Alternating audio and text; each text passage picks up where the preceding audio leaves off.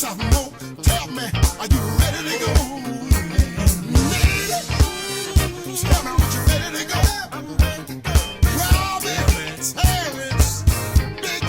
Well, hello everybody. Hello, how y'all doing out there? You right. Coming back at you.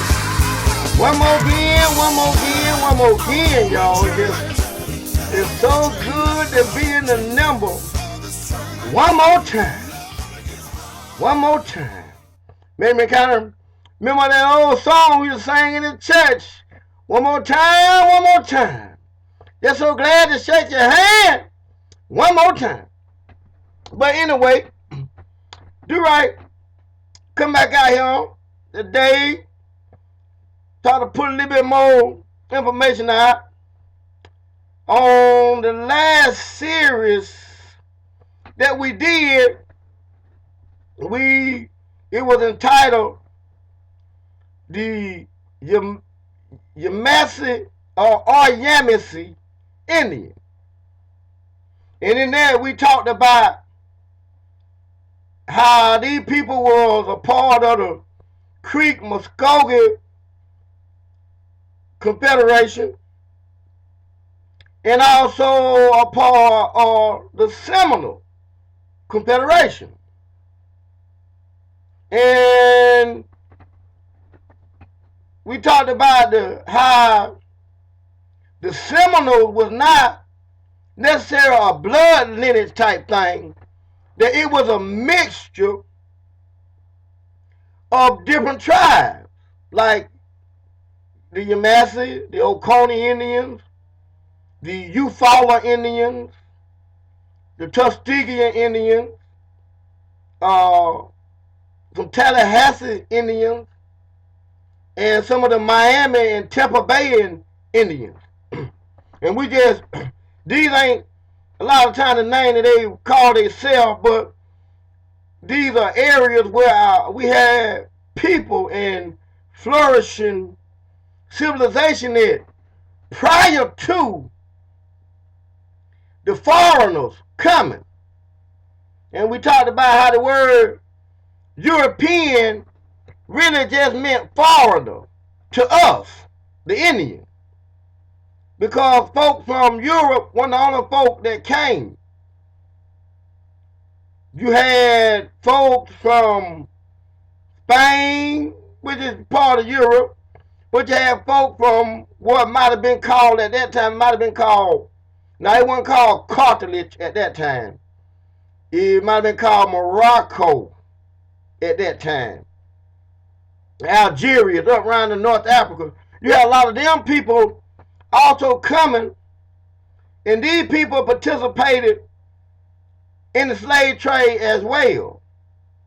The North Africa, or what they term as Moors. Now this part of the history that they hide.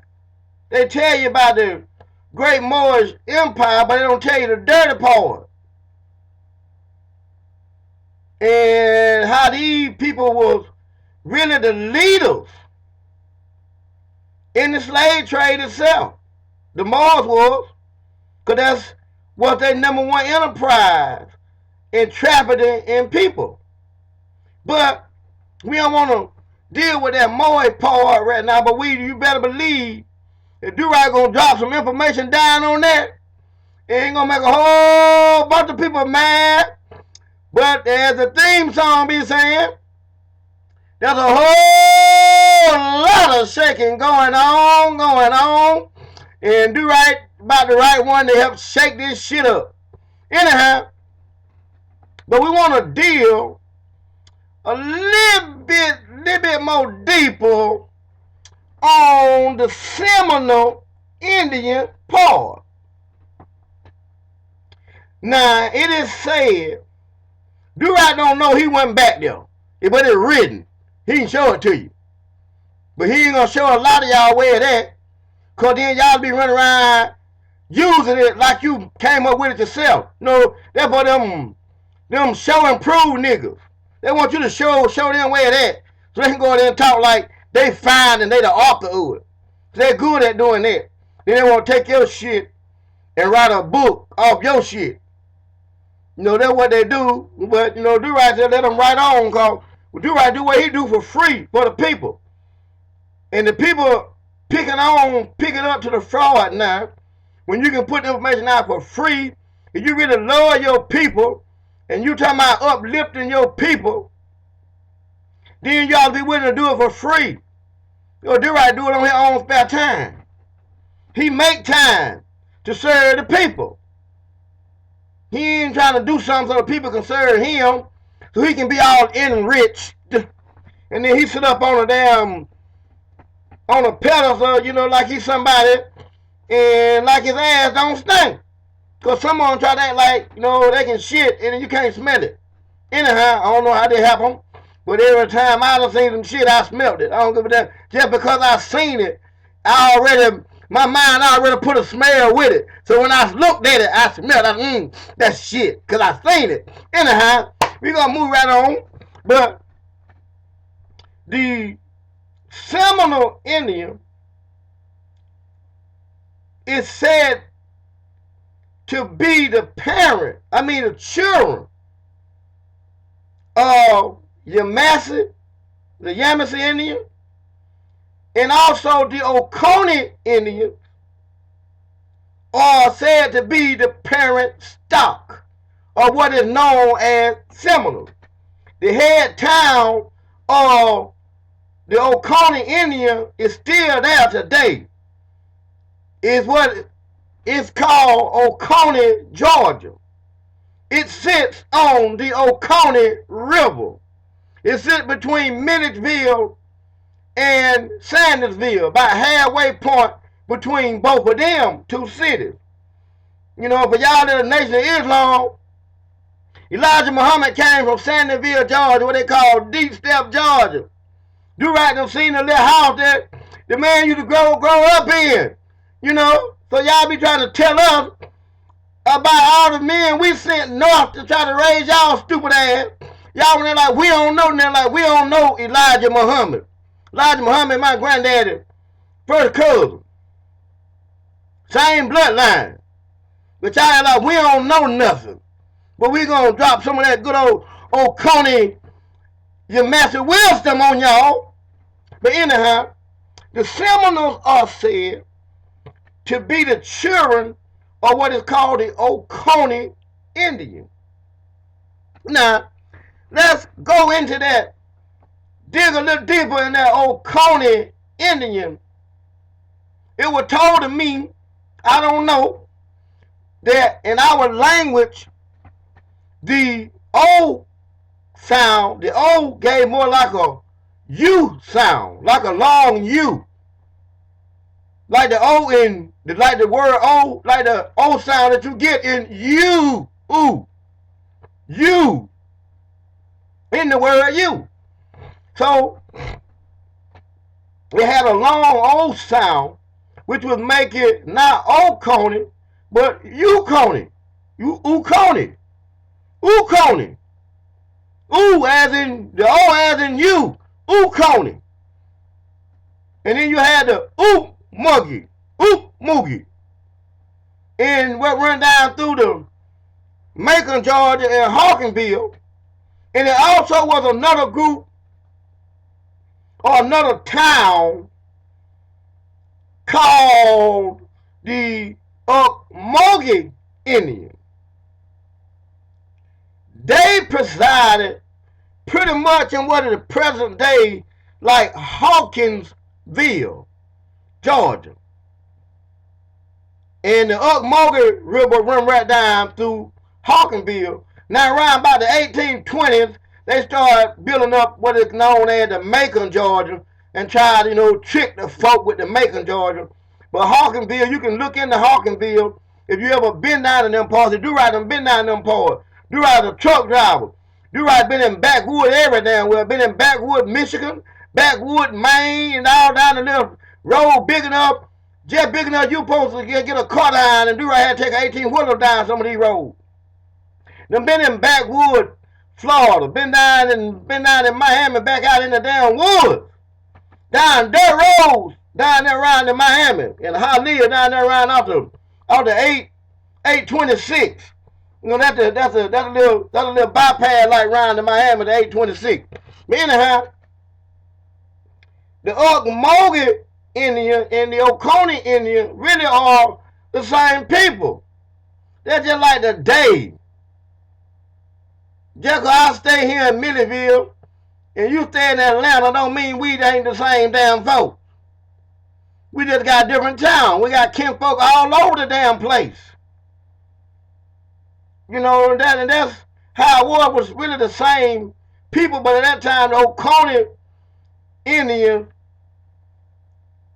kind of after war with the English,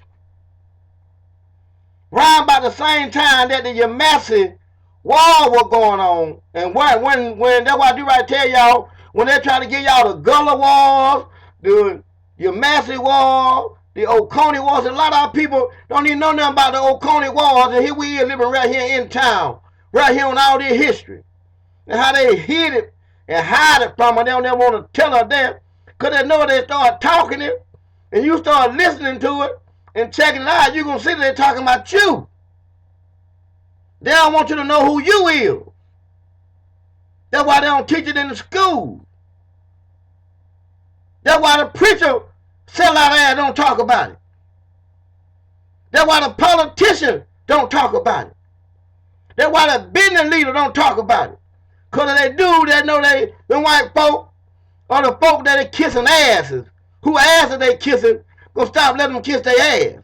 And then give them their real ass to kiss. If that make any sense to anybody. But around the time in the Oconee Wars, a lot of the people moved up on the other side of the Chattahoochee River. And they had to cross the Okmulgee River, and the Chattahoochee River, it runs down like through Atlanta. And so then our people, a lot of our people moved up in that area because of the evil and stuff that they were dealing with, because we was in war. And when you're in war, you want to get the women and the children out. At least except the brave women. You know, we had some ride and die chicks back then. You know, we had some real sisters that whoop your ass. They wouldn't even scared of their women now that you whoop their ass and spend up all their money. Back then, these sisters would tear your ass up. They were more warriors than the men were. They don't want to tell you, but our sisters were more warriors than the men were. We had some bad sisters. They was just short. Geechee, what they call Geechee. And so they call you Geechee, and so you speak the stinker language.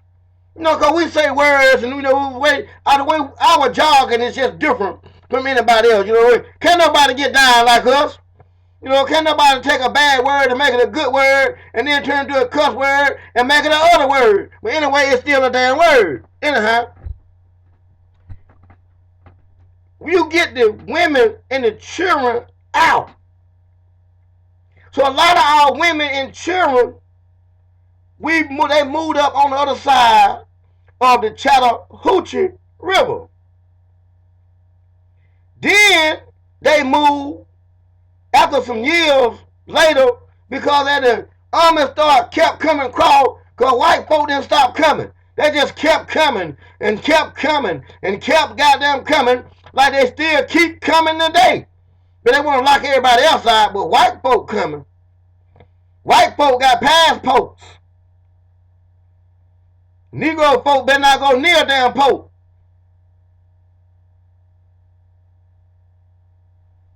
So if you ain't white, they ain't even give you no passport. Believe me, not unless you in their army and you fight for white folk. They give you a passport, they done use your ass up, then they take your pass and give you a pope. They take your pass, and then they done got your new pope. Now you can't have breed because you smoking them goddamn new pope. Because they done took your passport from you. Anyhow. But you get the women and the children out. And as the army kept coming across, and we was fighting, like the battle of Kennesaw. This is all this happened right here in Georgia. See that right up there on the Chattahoochee River. Then the people moved up on the Catoosa River. That river run across the top part of Georgia down into Alabama. And it come out down around to Birmingham somewhere. I think either Birmingham or go down and come out down around. No, that's the river. It got a branch and it run down into Tuskegee, Alabama. And the Chattahoochee, they run into Montgomery. And the Chattahoochee River run down by through Columbus, Georgia. Right there at Tuskegee. So the Tuskegeans, they stayed between two rivers also, which was the Catoosa and the Chattahoochee. But it really was not so much of the Tuskegee Indian, but rather the Eufaula Indian, which is down south of Columbus, Georgia, on the line, but it's on the Chattahoochee River. And the Tuskegeans are just a branch of what were called the Eufaula Indian. But anyway, the people moved up on the Oconee Indian after they moved on the Chattahoochee. They moved up on the Catoosa River. And then they moved down into Florida and became the nucleus or the head tribe, not head and they were running everything, but they was the biggest tribe. They were the nucleus or the people who made up the Seminoles. Now, other Seminole Indians, what were termed as the Miami Indians, a lot of them had migrated north because the Spaniards was trying to take over the Florida. And then the Spaniards started sailing around the Horn of Florida and then coming up on the west side up around the Tampa Bay. But today, that area where the Oconee Indian had settled around the present day Gainesville, Georgia, to the coast, to the west coast of Florida. From Gainesville, headed back out to what's called the Gulf of Mexico. And then there was another group that settled in around the Jacksonville, Florida area.